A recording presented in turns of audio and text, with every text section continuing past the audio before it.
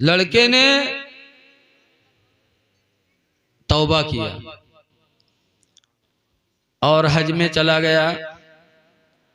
हज करके जब वापस आया, जब तक जिंदगी ने साथ दिया, जिंदा रहा, जब उसका इंतकाल हो गया तो महल्ले के लोगों ने ख्वाब में देखा, पूछा तुम्हारे साथ अल्लाह ने क्या सलूक किया।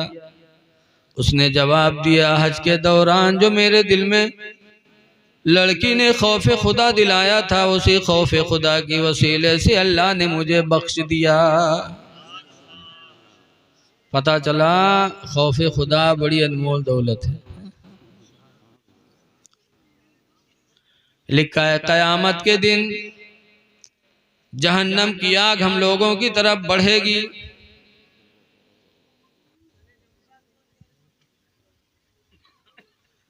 जहन्नम की आग कयामत के दिन हम लोगों की तरफ बढ़ेगी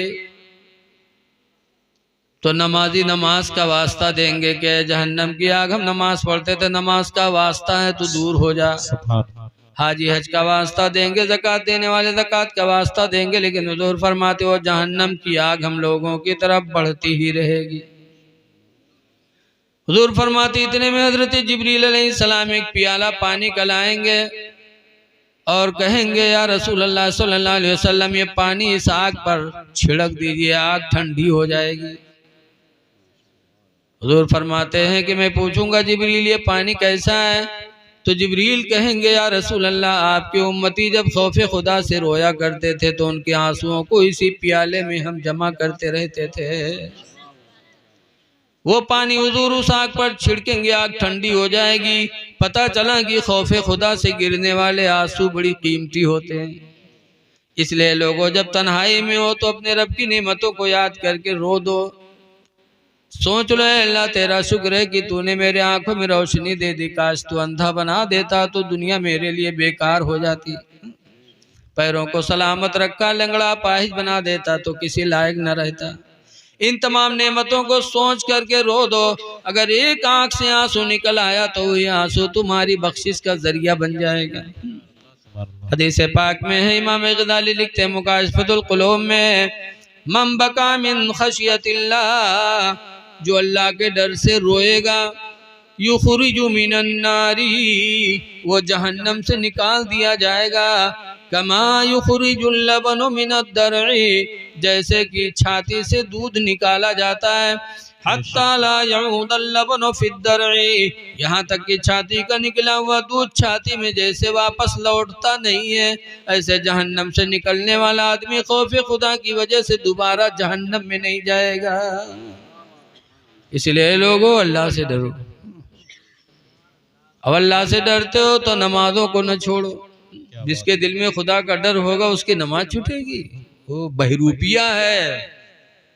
जो कहता हम अल्लाह से डरते हो नमाज छोड़ रहा है। हदीस में है बैनल ईमानी वल कुफ्री अस्सलात, हदीस में आया कि ईमान और कुफ्र के बीच में फर्क करने वाली नमाज है। कि ईमान वाला नमाज पढ़ता है, बेईमान नमाज नहीं पढ़ता। इसलिए लोगों नमाजों की पाबंदी करो। आज गौसे पाक के मानने वाले हो, गेरही कराने से वो राजी हो जाएंगे, फातिहा करा देने से वो खुश हो जाएंगे। अगर तुम्हारी नमाज छूटेगी तो गौसे पाक तुमसे राजी नहीं होंगे। गौसे पाक ने 40 साल तक ईशा के वजू से फजर की नमाज पढ़ी। कितने साल तक? 40 साल तक ईशा के वजू से फजर की नमाज, 40 साल तक बेदार रहे।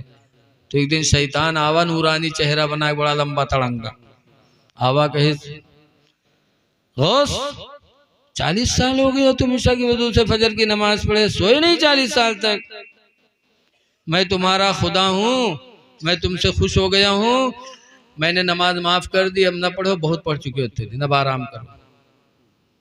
तो गौसे पाक कहते हैं ला हौला वला कुव्वता इल्ला बिल्लाह, तो खुदा नहीं तू शैतान है। जब नमाज अल्लाह ताला ने मेरे नबी को माफ नहीं किया तो उम्मती को नमाज कैसे माफ हो सकती है? जब नमाज अल्लाह ने पैगंबर को माफ नहीं किया तो हमें कैसे माफ कर सकता है? तो खिलखिला के हंसा, कहा गौस तुम्हारे इल्म ने तुमको बचा लिया वरना भी गुमराह कर देता। तो गौस कहते हैं अब भी तू मुझे बरगला रहा है, मुझको मेरे इल्म ने नहीं बचाया है, मुझको तो तेरे फितने से खुदा ने बचाया है। खुदा ने तेरे फितने से बचाया है, वरना इल्म तो तेरे पास भी बहुत था, तू फरिश्तों को पढ़ाता था, लेकिन तेरे इल्म ने तुझको नहीं बचाया, तेरे घमंड ने तुझे गुमराह कर दिया। मेरे इल्म ने नहीं बचाया, मेरे खुदा ने मुझको बचाया। ये है गौसे पाक कहते जब अल्लाह ने नमाज मेरे नबी को नहीं माफ किया तो मुझे कैसे माफ कर सकते। अब आजकल ही गांव गांव टहरे वाले पीर, एक पीर गांव में रहा 8-10 दिन रहा, नमाज नहीं पढ़ी तो लोग कहते आप नमाज नहीं पढ़ो थे, तो कहा कहाँ पढ़ ली नमाज, सब जमीनें नापाक है, कहाँ पढ़ ली, तो कहीं सब जमीन नापाक है, कहीं हाँ सब नापाक है, जमीन के कोई हिस्सा ऐसा बचा नहीं जहाँ शैतान सजदा न की, सब कहूँ सजदा कह नापाक कह दी, तो हम कहाँ पढ़े बताओ। ऐसे ऐसे दज्जालों घूमते गाँव गाँव कि जमीनें नापाक होगी। लेकिन कुरान क्या कहता है, नबी की हदीस क्या कहती है, हदीस पाक में अन जाबिरिन काला काला रसूलुल्लाह, हजरत जाबिर से रवायत है, फरमाते अल्लाह के रसूल ने इरशाद फरमाया जुइलत लनल अर्दु मस्जिद जुइलत लनल अर्दु कुल्लहा, अल्लाह ने हम लोगों के लिए पूरी जमीन को बना दिया मस्जिदम व तहूरा, मस्जिद बना दिया और पाकी हासिल करने का जरिया बना दिया कि अगली उम्मतों में नमाज सिर्फ इबादत खाना ही में पढ़ते थे, लेकिन हुजूर की उम्मत को इज्जत मिल गई कि जहाँ भी वक्त आ जाए पढ़ना चाहे तो वहीं पढ़ ले, खेत में पढ़ लो, दुकान में पढ़ लो, घर में पढ़ लो, पूरी रुए जमीन अल्लाह ताला ने उम्मत मोहम्मदिया के लिए सजदा की जगह बना दिया, व तहूरा और पाकी हासिल करने का जरिया बना दिया कि बाहर हो पानी नहीं है, बेवजू हो तो एक मर्तबा दोनों हाथों को जमीन पे मारो, चेहरे का मसा करो, दोबारा मारो, कोहनियों समेत मसा करो और इरादा करो कि हमने तयम्मुम कर लिया नमाज के लिए, तो इस्लाम कहता है तुम पाक हो गए, अब तुम नमाज भी पढ़ सकते हो, कुरान भी पढ़ सकते हैं।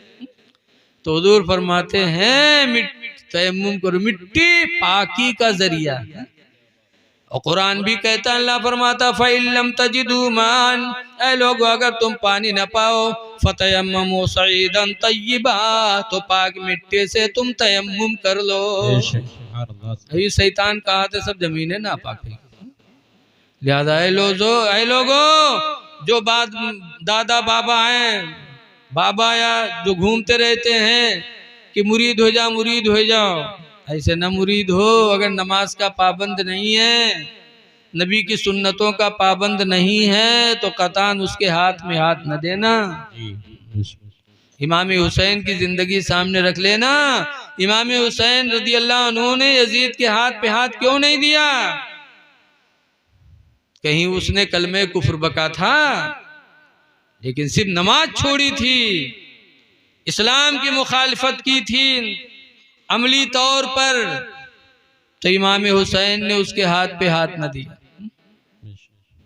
आवाज बेनमाजी पीर को तुम हाथ दे रहे हो, याद रखो जो नमाजी ना हो, सुन्नत का पाबंद ना हो, वो पीर होने के लायक नहीं है, और पीर होने के लिए सैयद का होना भी कोई जरूरी नहीं है, जो पाबंदे शरा हो, आलिम हो, परहेजगार हो,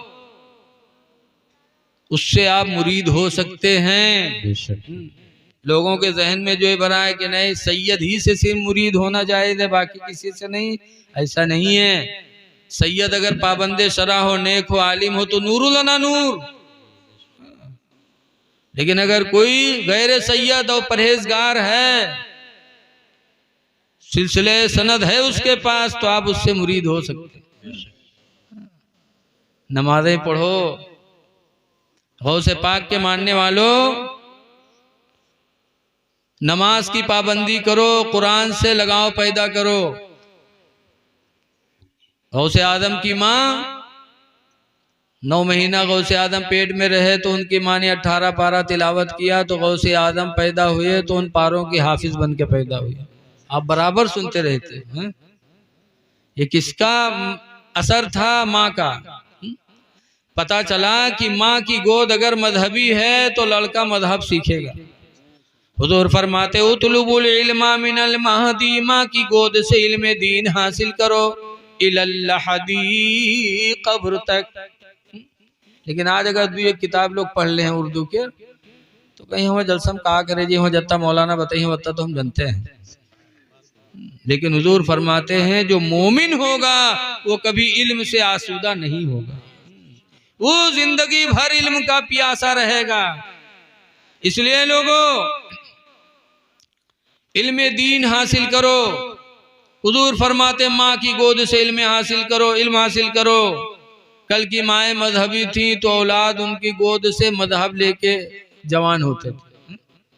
बाबा फरीदुद्दीन की माँ नमाजी थी तो फरीदुद्दीन बचपन ही में माँ की गोद में नमाजी हो गए। अब आजकल की माँ, अल्लाह रहम करे, कल की माँ अपने बच्चों को सीने पे लिटा के दरूद की थपकियां देती थी। जब बच्चा रोने लगता था तो सीने पे लिटा के दरूद की थपकी देती थी, कहती थी कि सो जाओ या मुस्तफा कहते कहते, बेशक खुले आंख सल्ले आला कहते कहते। बेटा सो तो मुस्तफा के नाम पर, उठो तो मुस्तफा के नाम पर। तो बच्चे आशिके रसूल भी बनते थे, नमाजी भी होते थे, मैदान जिहाद के गाजी भी होते थे। इसीलिए हजरत अम्र बिन जमूह लेंगड़े थे, एक सहाबी थे लेंगड़े, अम्र बिन जमूह। शहादत का वक्त आया, एक जिहाद में जाने का वक्त आया, तो अम्र बिन जमूह अपने घर से लेंगड़े थे लेकिन तलवार लेकर के मैदान जंग में निकले और गए और लड़ते लड़ते शहीद हो गए। तो जब उनकी लाश को घोड़े पे लादी गई और घर की तरफ वापस किया गया तो घोड़ा उनकी घर की तरफ रुख नहीं कर रहा था। बहुत कोशिश की गई लेकिन घोड़े ने रुख नहीं किया, उनको वहीं दफन कर दिया गया। तो उनकी बीवी से पूछा गया कि आखिर वजह क्या है कि अम्र बिन जमूह का घोड़ा लाश लेकर के घर का रुख नहीं किया।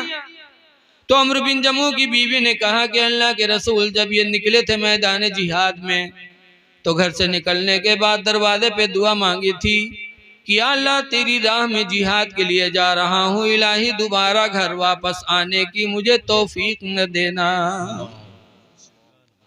इलाही तेरी राह में जा रहा हूँ, इलाही मुझे शहादत दे देना, जिंदगी में मुझे जिंदा वापस न करना, घर वापस लौटने की मुझे तौफीक न देना, इलाही वही मुझे शहादत का जाम दे देना।